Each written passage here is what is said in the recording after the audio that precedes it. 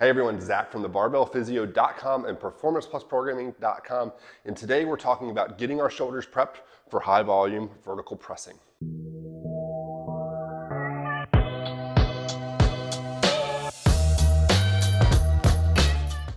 So the first movement we're going to look at is going to be thoracic extensions with a little overpressure. So I'm going to lay with a foam roller perpendicular to my upper back, lift my hips up, grab the rig overhead, and I'm just going to drop my hips down and lift my hips back up.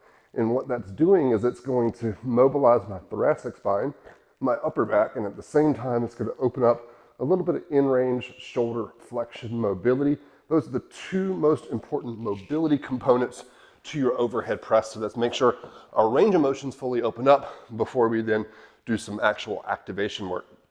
We're going to go next to the prone PVC lift. So I'm laying on my stomach, I'm going to squeeze my butt, I'm going to engage my abs, and I'm going to grab a PVC pipe overhead, arms straight, and I'm going to simply lift that up until my arm is in line with my ears.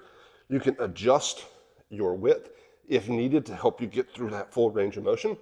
But I like to hit sets of 10 lifts here, and that's going to really warm up the backside of the shoulder and all the muscles around the shoulder blade. I like sets of 10 there. The wider you go, the easier it is. The more narrow you go, the more difficult it is.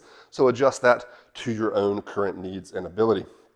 Third thing we're gonna do is you've seen a ton of people when they overhead press that they end up arching back a ton and not maintaining a braced neutral spine. So we're gonna do an anti-extension press. So I've got two bands attached to my rig here. I'm holding it out in front like I'm doing an overhead press, imagining that I'm holding a bar.